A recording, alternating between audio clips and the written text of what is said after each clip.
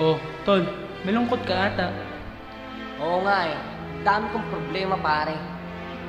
Ano bang problema mo? Wala pare. Hindi kakasya yung buhay ko sa pagsusolusyon nito. Eh, anong balak mong gawin? Tangina, gusto ko na magpakamatay.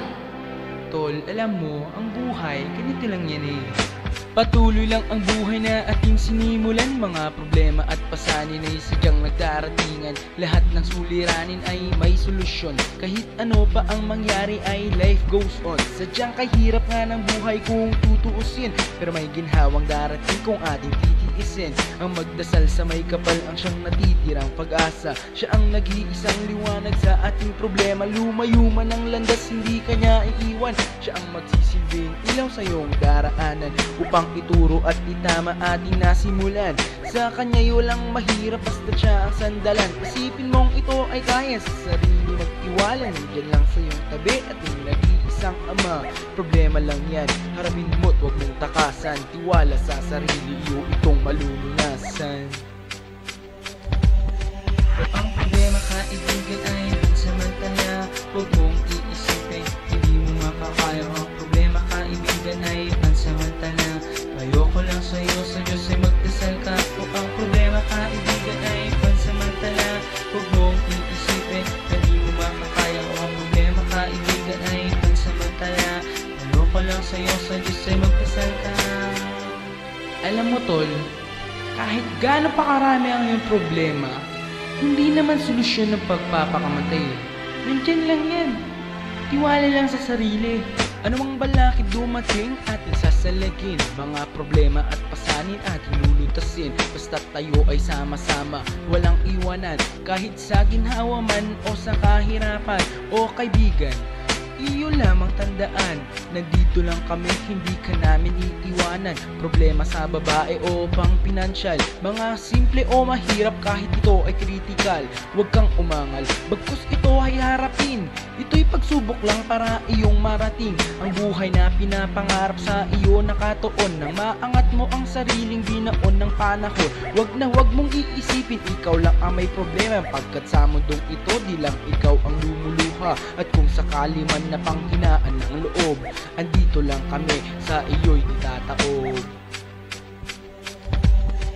Ang problema kaibigan ay pansamantala, huwag mong iisipin, hindi mo makakaya. Ang problema kaibigan ay pansamantala, ayoko lang sa'yo, sa Diyos ay magdasal ka. Kung ang problema kaibigan ay pansamantala, huwag mong iisipin, hindi mo makakaya. Ang problema kaibigan ay pansamantala, ayoko lang sa'yo, sa Diyos ay magdasal ka. Kaya mo yan tol, dito naman kami mga kaibigan mo eh. Hindi ka namin iiwanan. Ikaw pa, parang kapatid ka na namin. Sa bawat tao may problema na sadyang dumarating, solusyon ay hindi alam kung saan ito hahanapin, sapagkat ang iniisip lamang ay mga problema. Kaya hindi nila nakakamit ang guminhawa, at itong magpapatunay na ang buhay ay sagrado. Pag ikay nagkamali, tinatawag kang demonyo, kaya wag mo nga hayang lamunin ka ng iyong problema. At bayan lang ang iyong loob, naghihintay sa iyo'y pag-asa. At kung sakali man na ikaw ay makalimot, gamitin mo ang iyong puso, wag ka sa aming tumalikod. Kaya magsisilbing sandalan pag ikaw ay nangailangan. Wag na wag din kalimutan na ang Diyos ang kasagutan. Sa mga panahon na ang tingin mo di na kaya, wag sa kanya mo isisi, pagkat ikaw ang may problema. At pag nakamit mo na ang tunay na pagmamahal, wag mo lang kalimutan magdasal sa may kapal.